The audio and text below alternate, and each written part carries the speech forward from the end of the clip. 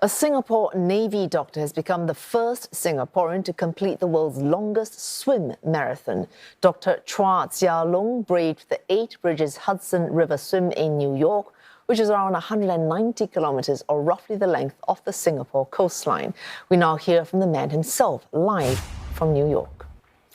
Dr. Chua, I'll quote from an interview that you did before you actually had the swim. You said it would not be as fulfilling if you thought there was a 100% chance of success. So you were not sure. And now that you have succeeded, this is a substantial achievement for you. Thanks, Wei Su. Yeah, I think that if there was a 100% chance of completing the swim, it would have taken away a lot from the sacrifice and the hard work that put into it. And there is so much that can't be accounted for in the weather conditions.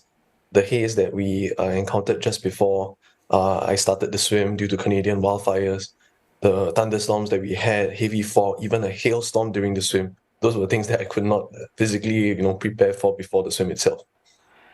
A huge challenge, Dr. Chua, and congratulations on making this achievement. It must have been tough. I mean, I know that you went through a great deal of training. Tell us more about some of the challenges, the difficulties that you encountered as you made this swim across. I mean, people are wondering whether you did this in one long stretch or whether you had an opportunity to rest, as an example.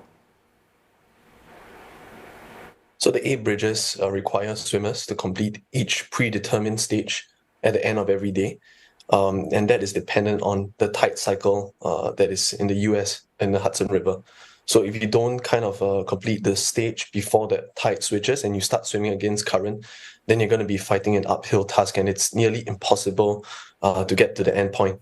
So there is a kind of like a time limit for each of the stages itself.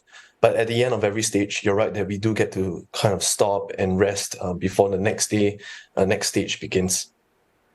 Dr. Chua, by your own admission, you are not a professional athlete. Even a professional athlete would have had to prepare especially for this particular event. But how did you prepare to take part in this marathon swim? I think it was about being open, reaching out to people that had already done so before, finding out a bit about the training plan that they had put into place before the swim itself, writing into professional coaches to seek advice on how to best prepare for a swim like this. So I've been thankful to receive a lot of guidance, and there's a lot of information out there on the internet. So I kind of took some of this information, put it together with my own sort of medical background to see what was a safe and sustainable tempo for training, and use that as the basis for preparing for the swim. Dr. Chua, we understand that you wanted to participate in this marathon back in June of 2020, but COVID-19 stopped all of that and it was cancelled. You've said that you knew you were up for a challenge and that you also reached out to others. I mean, you're the first Singaporean to complete this. So how did you get connected with people who had participated before? Were they very willing to share their expertise and their experiences with you? I think all sort of professional coaches who specialize in long distances had some sort of mental model on how to prepare for this. And I think as well for some of the organizers, they had also sort of information available on how previous participants had prepared for the swim. So this information was kind of all out there. And when the registration and selection for the swim had been finalized, they sort of give us quite a lot of resources in terms of email addresses on people that we could sort of reach out to, who would help us to prepare for swim, as well as people that were going to act as safety observers and kayakers during the swim itself, so we could tie down some of these second and third level order details before the swim itself. Dr. Chua, your initial attempt, or when you first wanted to do this, as Dawn mentioned, it was in June 2020.